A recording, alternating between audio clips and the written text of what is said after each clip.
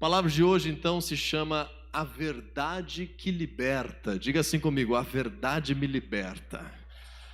A verdade da palavra de Deus que nos liberta. Não é qualquer verdade que nos liberta, não é qualquer coisa que nós venhamos achar que é verdade que nos liberta, mas há uma verdade que nos liberta. Diz assim, em João 8:31, a palavra de Deus: disse Jesus aos judeus que haviam crido nele: se vocês permanecerem firmes na minha palavra, verdadeiramente serão meus discípulos, e conhecerão a verdade, e a verdade os libertará. Esse texto do versículo 32 é muito conhecido, é um versículo curtinho, é um jargão no cristianismo ao longo de toda a história: conhecereis a verdade, e a verdade vos libertará. Mas muitas vezes a gente usa esse texto fora de contexto. Esse texto já foi usado numa perspectiva política, esse texto já foi usado em ministrações específicas de libertação, mas o que Jesus está dizendo nesse aspecto aqui, nessa noite, é sobre a verdade no sentido de nós conhecermos ela praticando, obedecendo, permanecendo firmes, nos tornando seus discípulos, e aí então conheceremos essa verdade de forma que ela produza libertação. Não há como ser discípulo de Cristo se nós não obedecermos a Cristo. Então, como que Jesus pode ser o nosso Senhor? Se tudo que Ele falar, nós fizermos. Se a sua vontade, nós vamos obedecer. Não é eu dizer e cantar: Jesus é o Senhor da minha vida. Isso faz parte. Mas se ficar só por aí, Ele não é Senhor da minha vida. Eu só estou falando da boca para fora. Então, o senhorio de Jesus implica em você e eu estarmos preocupados em conhecer a sua palavra e obedecer a sua palavra, porque nós acreditamos que a sua palavra, já que Ele é o nosso Senhor, é a verdade sobre a nossa vida. Então Jesus instituiu esse discipulado, essa forma de nós nos tornarmos seus discípulos, através do relacionamento que temos dentro da igreja, dentro do seu corpo, com pessoas que já conhecem um pouco mais de Deus e vão estar nos ensinando algo. Sempre foi assim, sempre será assim até a volta de Jesus. Mateus 28:19, o Senhor Jesus diz assim: portanto, vão por todo o mundo, façam discípulos de todas as nações, batizando-os em nome do Pai, do Filho e do Espírito Santo, e ensinando-os a obedecer tudo o que eu lhes ordenei. Então, o processo de nós nos tornarmos discípulos de Jesus é: Jesus se torna Senhor da nossa vida. Eu criei em Jesus, recebi a sua palavra, declaro: seja Senhor da minha vida. Segundo lugar, eu faço parte do seu corpo. A Bíblia fala que a igreja é o corpo de Cristo, do qual Ele é o cabeça. O seu corpo tem a missão dada por Jesus de ensinar a palavra dele a todos aqueles que vão chegando. E à medida que você que foi chegando, foi conhecendo, você também vai sendo corresponsável de ensinar aqueles outros que vão chegando. E assim a igreja deve funcionar, assim o corpo deve funcionar. Estaríamos muito errados, muito rasos como igreja, se você dependesse da minha pregação todo domingo aqui durante 35 minutos para ser tudo aquilo que você é ensinado da palavra de Deus. Nós precisamos, entre nós, nas relações de discipulado, aprender a palavra de Deus, e mais que isso, aprender a obedecer a palavra de Deus. Nesse aspecto, pessoal, esse contexto que Jesus falou em João capítulo 8 indica um contexto de discipulado. Vamos ler novamente. João 8:31. Disse Jesus aos judeus que haviam crido nele: olha, primeiro crerão nele. Então ele se torna o Messias para ele, se torna o Senhor para essa pessoa, para a minha vida, para ti. E ele diz: se você agora permanecer firme na minha palavra. Diga assim comigo: o discipulado tem uma condição.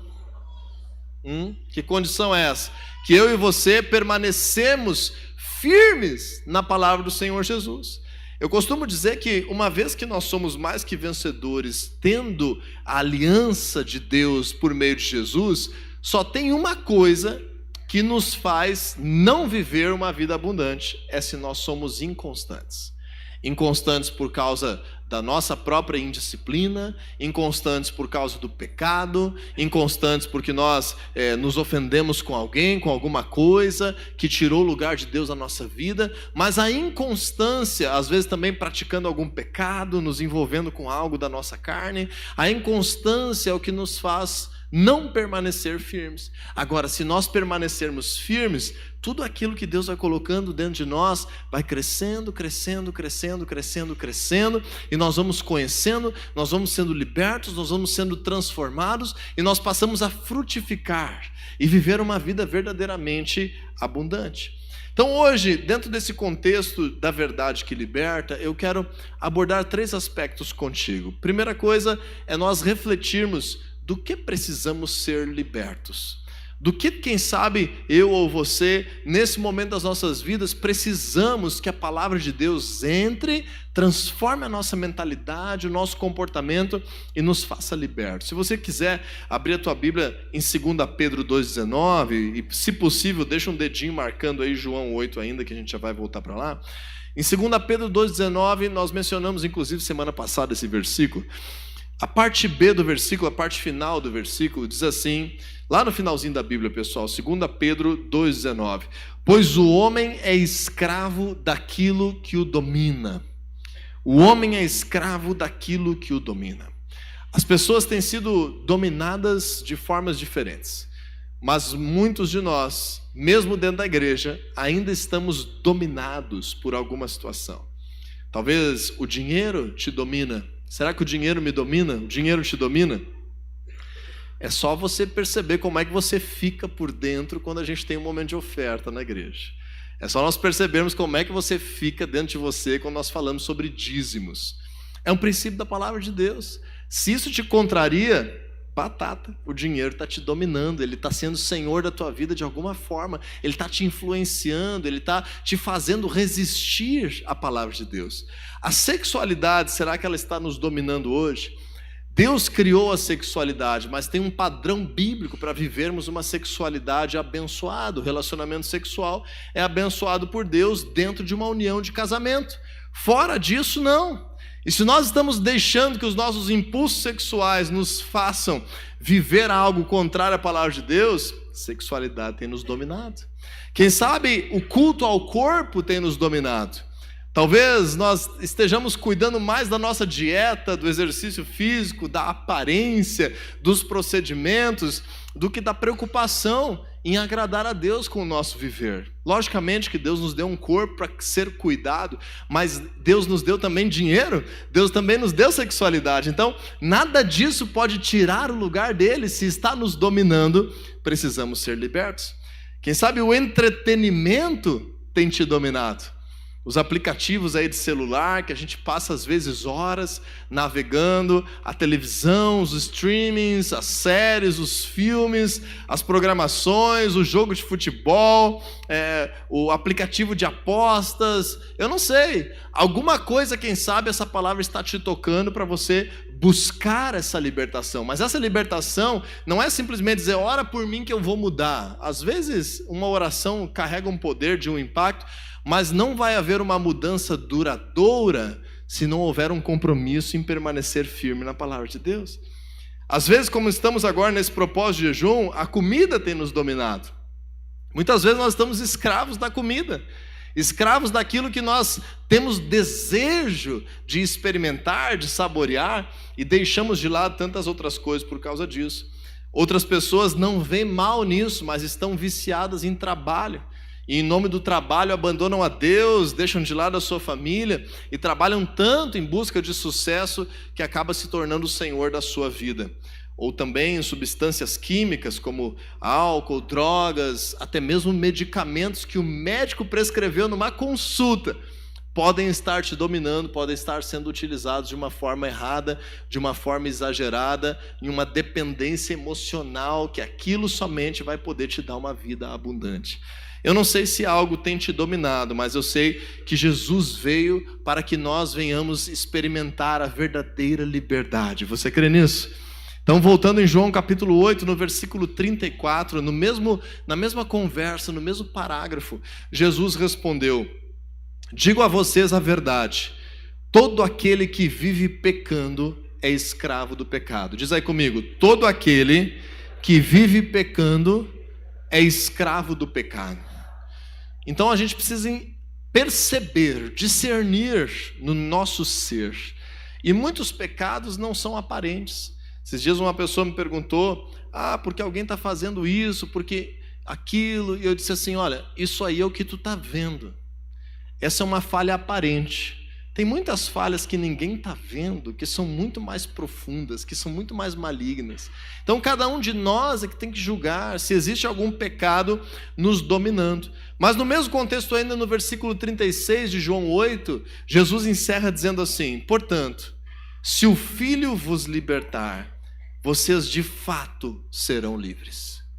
Então, não importa o que eu acho ser a solução para a minha vida, a única verdadeira libertação que atravessa o meu corpo, a minha alma e o meu espírito é o poder de Jesus. Jesus é o único que pode nos libertar de tudo o que nós precisamos, de tudo que está nos enredando, de tudo que está nos fazendo mal, ou tirando o nosso sono, ou consumindo a nossa vida. Jesus tem poder para nos libertar. Agora, uma vez que eu e você, quem sabe eu não citei aqui a tua realidade, você tem que buscar em Deus do que você precisa ser liberto, mas uma vez que nós identificamos isso, segundo aspecto que eu quero falar contigo hoje, a palavra de Deus é a verdade que liberta. Não é a opinião do pastor, não é alguma coisa nas redes sociais, não é um livro que você lê, é a palavra de Deus que é a verdade que te liberta. Nesse aspecto, então, no mesmo livro de João, ainda no capítulo 17 agora, versículo 17, você está comigo em João 17, João 17, 17. O Senhor Jesus, no momento de oração por nós, pelos seus discípulos, antes de ir para a cruz, lá no Getsêmani, ele fala para Deus o seguinte, pedindo para que Deus nos purifique, nos separe. Ele diz assim, santifica-os na verdade, a tua palavra é a verdade. Diz aí para o teu irmão assim, Jesus orou por ti. E o que Jesus disse nessa oração? Senhor, separa ele, purifica ele, tira da mente dele tudo que não vem de ti, santifica cada um deles na verdade, porque a tua palavra é a verdade. Quando nós aprendemos isso, a verdade que liberta é a palavra de Deus. E para que Ele seja Senhor das nossas vidas, mais uma vez repito, nós precisamos continuar e permanecer firmes na Sua palavra, assumindo ela como verdade. Lembrando que, às vezes, quando a gente fala da palavra de Deus para a vida, a gente só pensa assim, honestidade, fidelidade, frequentar a igreja, mas a palavra de Deus também nos ensina muitas coisas práticas sobre a realidade espiritual. Então, por exemplo, orar e mandar um demônio embora também é obedecer a palavra de Deus. Levantar as mãos em adoração também é obedecer a palavra de Deus. Cantar louvores ao Senhor, entregar as nossas ofertas a Ele, ter uma aliança de coração, tudo isso é palavra de Deus.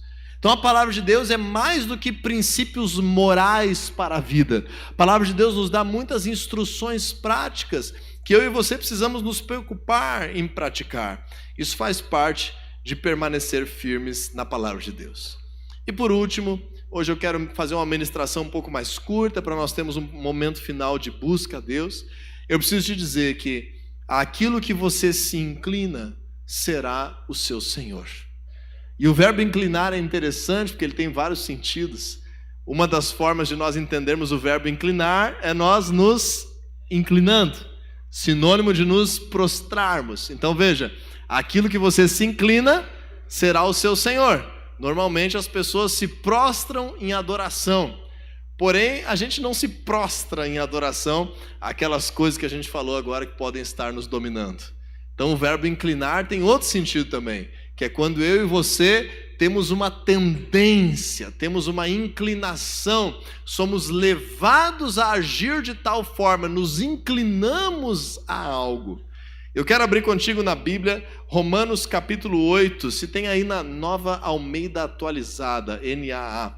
Romanos capítulo 8, versículos 5 e 6. Localize lá comigo um pouquinho depois de João, está o livro de Romanos capítulo 8, versículos 5 e 6, que vai estar falando sobre essa inclinação do nosso ser, da nossa mentalidade, da nossa forma de encarar a vida, daquilo que é verdade para nós. João 8, 5, 6 diz assim: Os que vivem segundo a carne se inclinam para as coisas da carne, mas os que vivem segundo o Espírito se inclinam para as coisas do Espírito. E aqui você pode usar esse verbo inclinar de duas formas.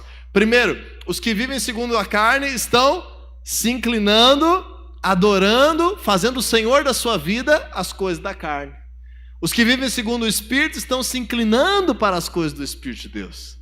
Mas agora nós temos que entender de uma forma um pouco mais prática e mais sutil, que os que vivem segundo a carne estão se inclinando na sua forma de ser, de pensar, de falar, de agir, de reagir, de criticar, do que é verdade para a sua vida, na sua mentalidade, na sua prática, para as coisas da carne. E os que se inclinam para o Espírito estão sempre tendenciosos na sua mente a pensar através do Espírito. Você já conversou com uma pessoa que é muito maliciosa? Você já teve essa experiência? Tomara que não seja você essa pessoa, mas você já conversou com uma pessoa que é muito maliciosa? Tudo que você fala, você tem que estar se cuidando que a pessoa vai fazer uma piadinha contigo. A pessoa vai levar para o outro lado. A pessoa já vai achar não sei o quê, já vai não sei o quê, entende? Porque é uma pessoa que está inclinada para a malícia. Então não importa com quem esteja falando, não importa o momento, o seu olhar é inclinado para a malícia, as suas palavras são inclinadas para a malícia, os seus pensamentos são inclinados para a malícia. É mais fácil a gente entender assim. Agora, quando a gente pensa na nossa carne, nem sempre o teu fraco vai ser a malícia. Pode ser outra coisa, que você está se inclinando, ao passo que nós podemos nos inclinar para as coisas do alto, para as coisas de Deus. Porque diz assim no versículo 6...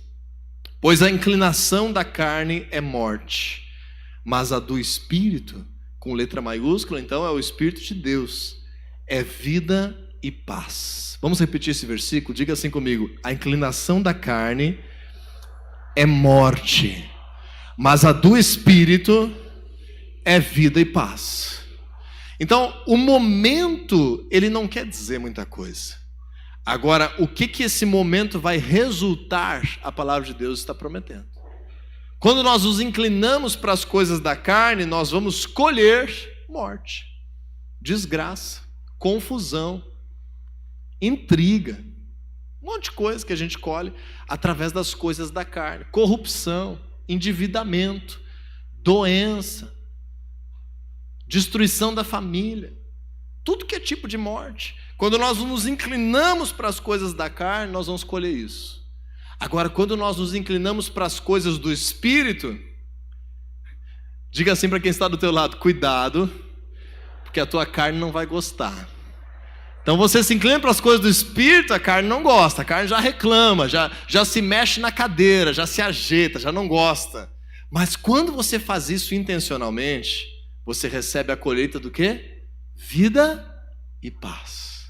Quando nós percebemos essa palavra e inclinamos a nossa vida ao Espírito, estamos certos de que mesmo que os nossos olhos não estejam vendo naquele momento, uma colheita está sendo produzida. Quando você adora a Deus de todo o coração aqui, quando a gente se reúne, quando você busca a Deus de todo o coração lá na célula, quando você dobra o teu joelho na tua casa, quando você lê a tua Bíblia, quando você se inclina para as coisas do Espírito, quando você diante de uma situação corriqueira do teu dia a dia, está pensando em Deus e poder obedecer a sua palavra, você pode não estar percebendo, mas você está plantando vida e paz. Mesmo que haja um prejuízo momentâneo, mesmo que alguém te critique, mesmo que você seja chamado de idiota, de otário, de tongo, de que mais que chama? De fanático, tô nem aí. A verdade da minha vida não é a opinião do outro. A verdade da minha vida é a palavra de Deus. Só não sai dizendo isso para não ofender ninguém. Mas isso precisa estar claro dentro de nós. Que a gente vive pela palavra de Deus. Jesus é a verdade que nos liberta. Essa verdade só nos alcança se formos seus discípulos. Somente somos verdadeiramente seus discípulos se vivermos relações de discipulado por meio do seu corpo, que é a igreja, com o propósito de aprender e permanecer firmes em sua palavra. A partir disso, a decisão será sua. Qual é a verdade da tua vida? A quem ou a que você se inclinará? Essa decisão eu não posso tomar por você. Nenhum líder de célula pode tomar por você. Nem o pai e a mãe pode tomar por você. Ela está aqui, ó, na mente e no coração. Qual é a verdade da tua vida e a quem você se inclinará? Decida então viver as coisas do alto, inclinar-se ao Espírito, receber transformação, vida e paz. Que essa palavra te faça refletir se algo tem te dominado. Que essa palavra te faça refletir se você tem buscado se alimentar da verdade da tua vida. E que essa palavra te faça refletir aquilo que você tem se inclinado. Quem sabe pode mudar um pouquinho algumas posturas, alguns comportamentos, alguns vocabulários, algumas formas de agir, para que você tenha uma colheita extraordinária ali na frente da vida abundante que só Jesus pode dar. Amém?